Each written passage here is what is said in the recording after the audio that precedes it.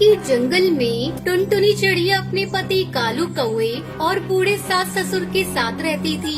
कालू हर साल अपने खेत में भिंडी की खेती किया करता था, जिससे उसकी अच्छी आमदनी हो जाती थी। एक दिन वो अपनी लहराती फसल को देखकर बहुत खुश हो रहा था।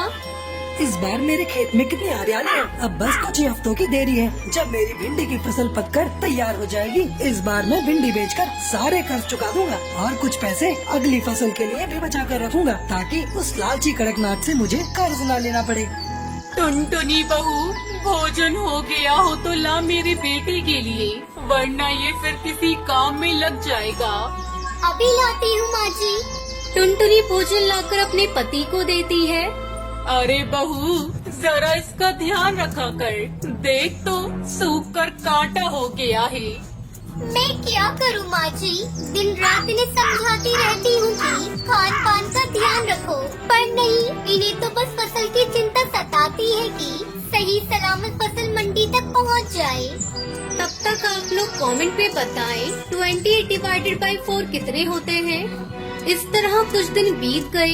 एक दिन कालू खेत से आकर अभी बैठा ही था कि तभी उसके पिता जंगल से आते हैं। क्या है पिताजी, भिंडी तो बहुत बड़ी बड़ी हुई है इस बार, बस कुछ ही दिनों में तोड़ने लायक हो जाएंगी। धीरे धीरे रात हो जाती है और पूरा परिवार खाना खाकर सो जाता है। अचानक बिजली की कड़कड़ाहट से सबकी नींद खुल जाती है। बाहर जोरों से बारिश हो रही थी। पिताजी, अब क्या होगा? इतनी तेज बारिश में हमारी भिंडी की फसल बर्बाद हो जाएगी। मैं खेत पर जाता हूँ। अरे बेटा, तू बेकार में जा रहा है। तेरे पिताजी ने पानी निकालने का रास्ता बना दिया है। बारिश का पानी निकल जाएगा, तू चिंता मत कर। नहीं माँ, मुझे जाना ही होगा। तो ठीक है, आप पिताजी को भी साथ लेकर जाइए, मैं आपको अकेले नहीं जाने दूंगी। कालू अपने पिता के साथ खेत पर चला जाता है। सारी रात बीत जाती है, पर दोनों घर नहीं लौटते। अगली सुबह उन्हें देखने के लिए टुनटुनी और सुंदरी खेत पर जाती है, पर वहाँ का नजारा देखकर टुनटुनी दहाड़े मारकर रोने लगती है। हे भगवान, ये क्या हो गया? अब मैं किसके सहारे जीऊंगी? हे प्रभु, ये आपने क्या किया? मेरा घर उजाड़ कर रख दिया। खेत के बीचों बीच दोनों बाप बेटे मरे पड़े थे। उन पर आकाशीय बिजली गिर गई थी। समय गुजरने लगता है। सदमे से टुनटुनी की सास की भी मौत हो जाती है। टुनटुनी अब बेसहारा हो चुकी थी। घर में रखा सारा अनाज खत्म हो चुका था। एक दिन वो पहाड़ पर बैठी अपनी किस्मत पर आंसू बहा रही थी। तभी वहाँ एक बाबा बाज आता है। क्या बात है बेटा, तुम इस तरह इन पहाड़ों पर बैठकर क्यों रो रही हो? मुझे अपनी समस्या बताओ, शायद मैं तुम्हारी कुछ मदद कर सकूं। टुनटुनी चिड़िया रोते रोते बाबा बास को अपनी सारी बात बताती है। बिटिया, तुम्हारी दुख भरी कहानी सुनकर मुझे बहुत दुख हुआ। ये लो, ये आइसक्रीम के चमत्कारी बीज हैं। इन्हें ले जाकर खेत में बिखेर दो और आइसक्रीम की खेती शुरू करो। भगवान तुम्हारा भला करेगा। इस तरह टुनटुनी चिड़िया अपने दुखों को भुलाकर उस बाबा के द्वारा दिए हुए जादू आइसक्रीम के बीज से अपने खेत में आइसक्रीम की खेती करके अपनी जिंदगी खुशी खुशी गुजारने लगती है। कश्मीर के जंगल में टुनटुनी चिड़िया अपने पति कालू कौवे के साथ रहती थी। बारिश का मौसम था, जोरों से बारिश हो रही थी। लगातार कई दिनों तक बारिश होती रहती है। सबके खेतों में पानी भर चुका था। एक दिन टुनटुनी चिड़िया अपने पति कालू कौवे से कहती है, सुनो जी, मैं सोच रही हूँ बारिश रुक जाए तो इस बार हम लोग अपने खेत में आइसक्रीम की फसल लगा देते हैं। कई सालों के बाद इतनी अच्छी बारिश हुई है। अगर फसल अच्छी हुई तो आधी फसल बेच देंगे और जो पैसे मिलेंगे उससे पक्का घर बना लेंगे। तुम ठीक कह रही हो। हम इस बार अपने खेत में आइसक्रीम की फसल उगाएंगे, लेकिन हम आइसक्रीम के जादुई बीज कहाँ से लाएंगे? तुम उसकी चिंता मत करो, मैं एक भले जादूगर को जानती हूँ। उसने पिछले ही साल मेरी सहेली टूनी चिड़िया को आइसक्रीम के जादुई बीज दिए थे और उसकी उपज बहुत अच्छी हुई थी। हम भी उन्हीं से बीज लेकर आएंगे और फिर बीज के बराबर जादूगर को आइसक्रीम वापस कर देंगे। दोनों पति पत्नी उस जादूगर की गुफा में जाते हैं। क्यों री टुनटुनी, आज इस जादूगर की याद कैसे आ गई? वैसे तो कभी मुझे याद नहीं करती। जरूर मुझसे कोई काम होगा, तभी तू मेरे पास आई है। अब बता, मुझसे क्या काम है? क्या बताऊं भले जादूगर, तुम देख ही रहे हो इस बार बारिश अच्छी हुई है। हम सोच रहे हैं कि इस बार अपने खेत में आइसक्रीम की फसल उगाएं, लेकिन हमारे पास इसके लिए आइसक्रीम के बीज है ही नहीं। अगर आप मुझे बीज दे देंगे तो आपकी हम पर बहुत बड़ी कृपा होगी। तो ठीक है, लेकिन तू समय पर मेरे बीज के बराबर आइसक्रीम वापस कर देना। ठीक है जादूगर, आप चिंता ना करें।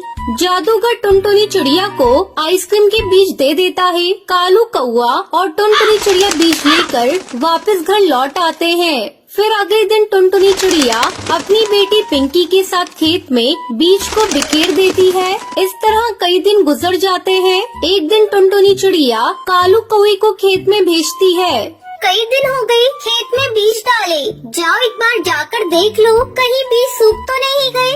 अगर बीज सूख रहे होंगे तो सिंचाई कर देना। कालू कौआ अपने खेत पर जाता है। वो देखता है सचमुच में सारे बीज सूख रहे थे।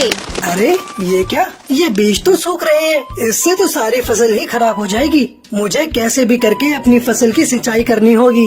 ऐसा सोचकर कालू कौआ मुखिया के पास जाता है। मुखिया जी, मेरी आइसक्रीम की फसल सूख रही है। अगर आप मुझे पंप दे देते तो मैं अपने खेतों की सिंचाई कर देता। मुखिया कालू कौए को पंप नहीं देता।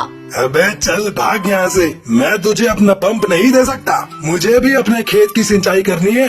कालू दुखी होकर अपने खेत पर वापस लौट आता है और किसी तरह पास वाली नदी से पानी लाकर अपने खेत की सिंचाई करता है। कुछ ही दिनों में कालू के खेत में आइसक्रीम की फसल लहराने लगती है। जब ये खबर मुखिया के पास पहुंचती है तो वो जल भुन जाता है और किसी तरह से आइसक्रीम की फसल को बर्बाद करने के लिए योजना बनाने लगता है। उधर टुनटुनी चिड़िया और कालू कौआ भी अपनी फसल पक जाने पर काटने की तैयारी करने लगते हैं।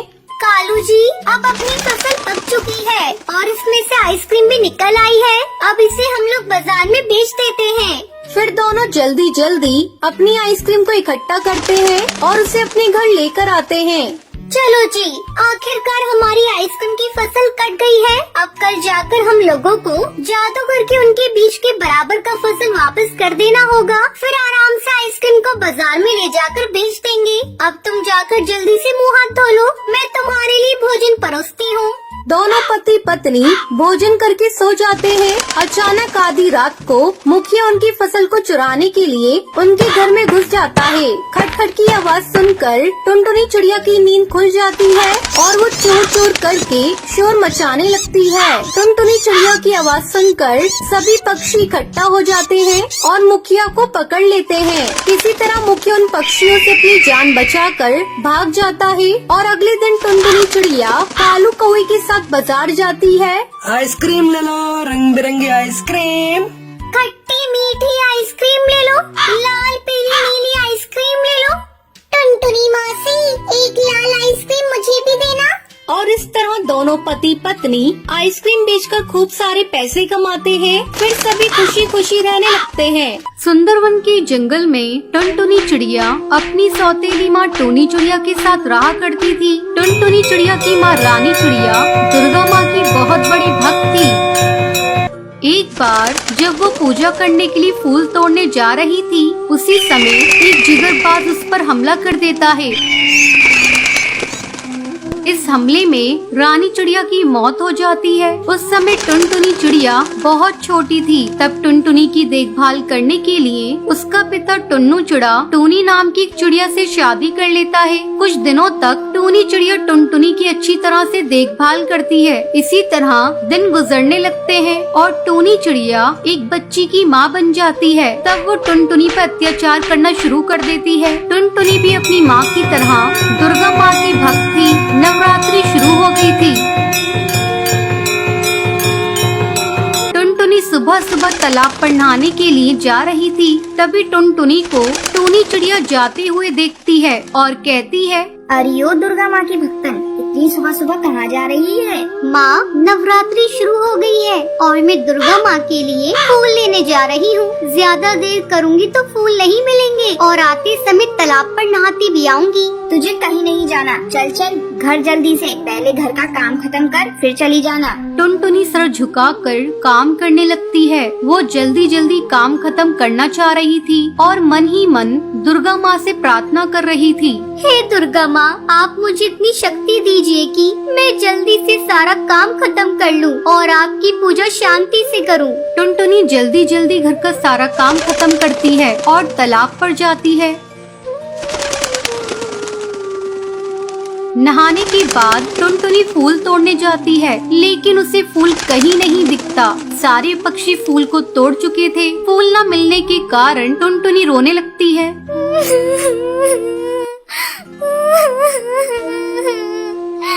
आज नवरात्रि के दिन फूलों के बिना मैं आपकी पूजा कैसे करूँगी?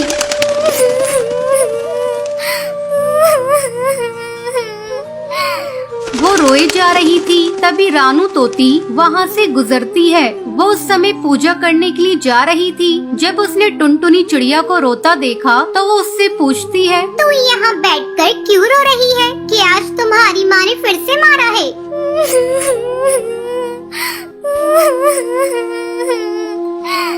नहीं नहीं रानू तोती, मुझे आज दुर्गा माँ पर चढ़ाने के लिए फूल नहीं मिले हैं, इसलिए मैं रो रही हूँ। बस इतनी सी बात है, तू ये ले फूल, मैं तुझे फूल देती हूँ। मैंने आज कुछ ज्यादा ही फूल तोड़ लिए थे। फूल पाकर टुनटुनी खुश हो जाती है और खुशी खुशी दुर्गा माँ की पूजा करती है।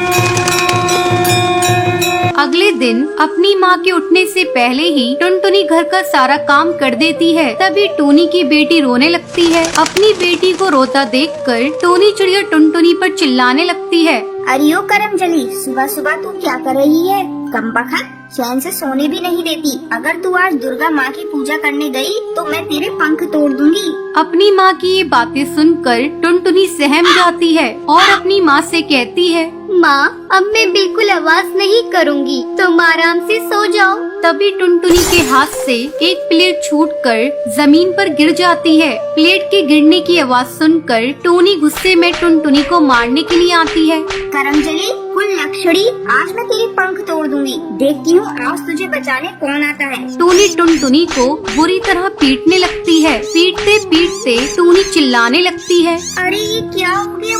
मुझे दिखाई क्यों नहीं दे रहा? मेरी आंखें जल रही हैं। अभी तो मुझे सब कुछ दिखाई दे रहा था, मैं अंधी कैसे हो गई? अपनी सौतेली माँ की ये बातें सुनकर टुनटुनी समझ जाती है। उसकी सौतेली माँ को उसकी करनी का फल दुर्गा माँ ने दे दिया है।